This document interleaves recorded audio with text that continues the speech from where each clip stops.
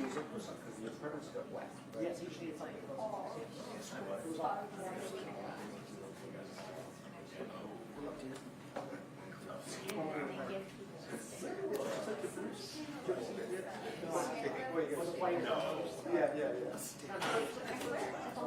Somebody else got gas. What do you need? Mel Brooks. Right. The coach gave it to him. And he said, that would be good. So I'll give you $10,000. Wow. It's a quarter of the week. I just know that's a cheap. It's a. What?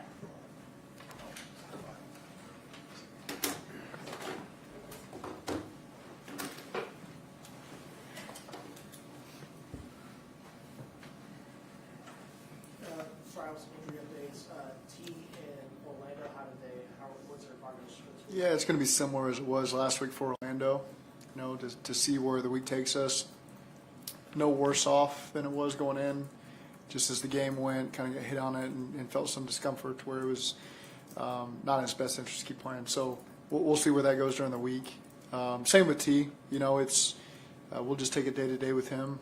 There were some things he was trying to do Sunday morning. At the end of the day, it was just smart to limit that and see where he's at this week. So we'll see where he's at as the week goes. Both day to day?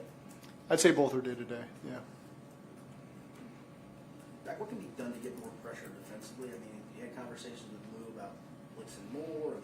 Yeah, I mean, yeah, there's a lot of things we've tried. There's some things we've done in previous games, and you know, it's a challenge. You know, there's times when you pressure, and if you don't get home, you thin out the back end of the defense, and you rush 3 or 4, and you don't get home, and then you know they got to hold up on the back end. So something that we continue to evaluate constantly. You know, trying to find ways to disrupt the other team's offense, and just keep working towards it. With P and these setbacks he's having in practice, are there things you can change of how much he practices or how you monitor him? Yeah, we've done all that. You know, it's those are things that we've always factored in, and hydration, all the things that you can think of to help him, and he has done that as well. You know, I think so. It's just unfortunate that it happened, especially in practice on Friday. But again, he's going through the rehab process and trying to do everything he can to get on the field and help us. How big of a difference did you see in just what you guys were not able to do offensively without team stuff that you just like were missing that extra element? You know, I mean, yeah, he's a premier player in this league. I felt like other guys were stepping up, and we felt, you know, first half we had 3 possessions. We felt like we got in scoring range on all of them. And then the second half came out, the 4th possession, and did it, and then got derailed on the 4th and 1. And then 2 plays later, the ball got tipped and picked. So there wasn't a lot where we felt like, man, we're just not having any progress here offensively. Really, I thought the guys stepped up. I thought Mike Gesicki stepped up and made some really big-time catches. And I thought the backs did a nice job, and some of the checkdowns, getting some positive yardage. And so Jermaine made a great play on the go route, you know, and stepped up. And so there's more that he can continue to do as well to help us. We always love to have T out there because he makes a lot of big plays for us, but I think we're starting to see other guys step up as well, and we've got a comfort level in them. What happened when, I believe it was Jermaine came onto the field quick and Joe wanted to go? Yeah. What happened? So Joe could see that they were subbing, and so he wanted to get on the ball and trap them, and with 12 guys on the field. I had already started calling the next play in the personnel, and so we were subbing based on what I was saying. And so it's you can't communicate. Joe can't communicate to me on what he's trying to do, and so it was just unfortunate. He caught him subbing as we were subbing. He didn't see that we had already put someone on the field, and so the officials did the right thing, and they have to. As soon as a single player on our sideline steps on the field, they have to hold it whether we sub or not. And so they made the right call. I thought overall those officials did a great job. They were some of the best communicators I've ever dealt with. And they made the right decision there. And I could see his frustration because he couldn't see Jermaine coming out there. It wasn't Jermaine's fault. We were calling it was really nobody's fault. It just was unfortunate that it caught that way.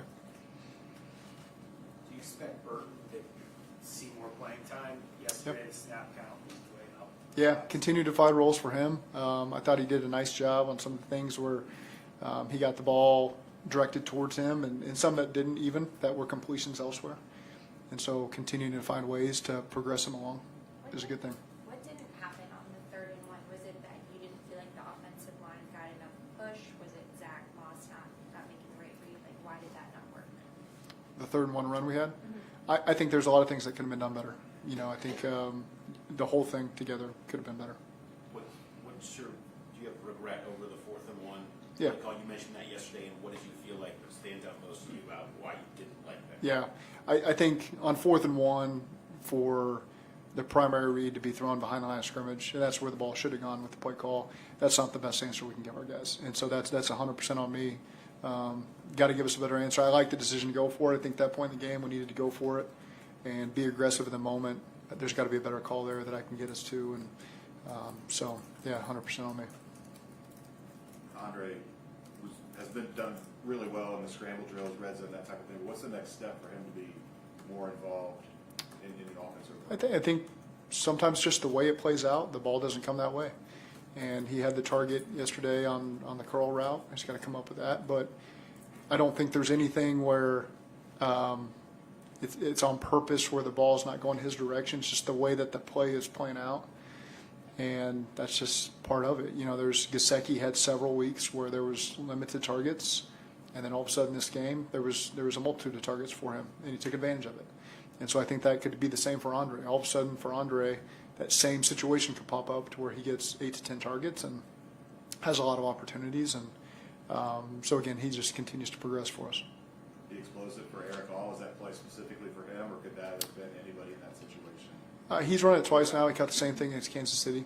So those are the 2 times we've run that play this season. So he's been the guy in on that play both times. But I feel comfortable if other tight ends have done it. But he's just the one that's been in there when we've done it twice. Don't you feel like the defense can be fixable at this point? I think we've got the right guys in there that understand we got to play better. We got to find a way to get off the field and get some stops. And I think we're committed to that. There's other guys that continue to find roles that we'll find different ways to utilize them to see if they can create sparks as well. But I think we've seen that the last 2 weeks against Cleveland and New York. They gave us winning performances and allowed us to win the game. And this week wasn't good enough by any group on our team. And so this week against the Raiders, a big challenge and an opportunity to show us what we've been seeing from them in these past weeks. How would you evaluate Geno Stone and Sheldon Rankins halfway through their time here this season? Well, I think you just got to look at each unit, and our unit, we need more from those units. And so I'm not drilling down on any one player. I think as a unit, we got to continue to play better. Is it surprising that you're maybe not getting the production you would like across inconsistency, given that a lot of these guys are on second deals, they're high draft picks? Are you surprised you're not getting maybe the consistency you like at this point? I think, given where we're at in the season, 3 and 5, we got to get more out of everybody on our team, coaches and players. Such a big part of what you're doing is development, specifically the young guys on defense. Yeah. What kind of needs to happen for that young wave to show some more consistency? They're getting a lot more comfortable in the scheme and just how the game's going to come to them, the different styles of players and offenses they're going to face. And so I think every rep they're getting, they're going to continue to improve. And again, right now we're counting on everybody that walks on the field to be a playmaker for us. And so again, I just continue to see improvement from those young guys. We're playing a lot of them. I don't know, 10, 11 rookies that are out there right now. And they're out there for a reason, not because we're just trying to develop rookies. We're out there because we feel like they've earned the opportunity, and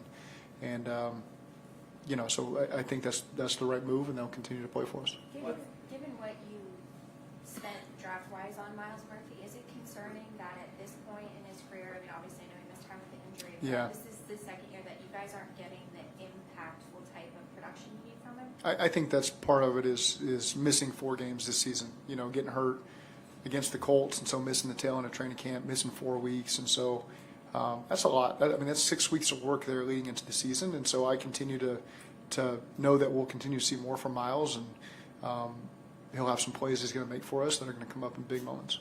With the trade deadline coming up next week, is there any moves that you feel like could help you guys at this point? No, the team that we've got is the team we're going to continue to coach and believe in these guys, and always let Duke in the front office deal with that stuff. Last couple of games, you've said that you've been very, very close to breaking big runs. Yeah. Block here, block there, almost huge runs. Do you feel that was the case yesterday? There was a few, not enough. And again, I can't sit up here and just continue to say there's one guy off on each play. We got to get all 11 on the same page to get more productivity there, and I got to call more. Give us more opportunity as well. So there's again, players and coaches, we're all involved in that thing and getting that thing into a better place than it is after this week. Going back to the trade deadline, what do you think are the pros and cons of, we've seen teams make moves, across the board, in the season. What are the pros and cons of making moves? At this Yeah, point? I mean, you'd have to ask the teams that have done that. Again, if something comes on my radar, I'll research it, but otherwise I just focus on this. Communication in the secondary is strong, shown here out of the gate. Obviously, we're getting Bond back. Do you feel like there was a step back there potentially yesterday? It wasn't always perfect yesterday. There was moments, I can think of 2 or 3 where we got to do a better job, whether it's communication or just one man doing the job he's supposed to do, and would prevent some of those bigger plays that we had. Kind of to that point, like something Lou's talked about is getting what you do in practice into the games. How do you kind of make that jump from getting what you're getting in practice consistently into games regularly? We've seen that happen over our time here. Again, it's just, I think as a team, we come out of that game thinking this is a game we needed to play. All 3 phases need to be tied together. And in the second half, my message to them just now was it wasn't enough. And there's key moments. They were at their best and we weren't. And so you just got to look collectively. We always practice hard. We're on all the details. We're making all the corrections. So I'm not going to say that there's something we're going to reinvent there that's going to change everything. But we got a lot to play for right in front of us with the Raiders. They're in a very similar position as we are, feeling the same way we are.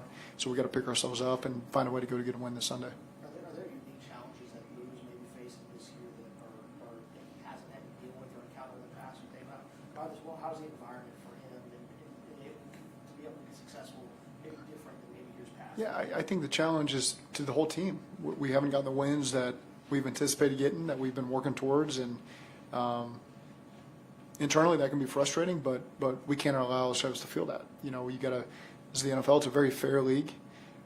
We haven't played half our games yet, and so our focus right now is just, man, how do we have a tremendous week, get ourselves back on track? Because when you get that win, that feeling changes everything the next week. And so just excited to get our guys back on the field, get a chance to put this one behind us, find a win this weekend, and get back on that winning track and start to build some momentum. With a quarterback and the targets that he has, what do you need from your running game? Sorry, I didn't quite understand that at first. It's kind of a curveball. It was a curveball the way you said that. I was trying to think of how many passes he had thrown to him. But you understand what I'm getting at. You've Yeah. got the great passing attack. What do you need from him? So obviously we want explosives that can really jumpstart a drive. There's some times you're going to wear him out with a 3 and 4 yard run that's going to present something bigger. There's been times where a 2 or 3 yard run has opened up something in the pass game off of that same look, and so it's not always what presents the naked eye in terms of the effectiveness of it, because there's a lot of things that we use to play off of that helps us in the pass game. We put a lot on Joe's plate in the pass game, so sometimes just being able to hand the ball off for an effective gain gives him a little bit of a breather to set himself up and then go attack on whatever the next passes that we have. So there's a lot of reasons to want to be successful in the run game, obviously.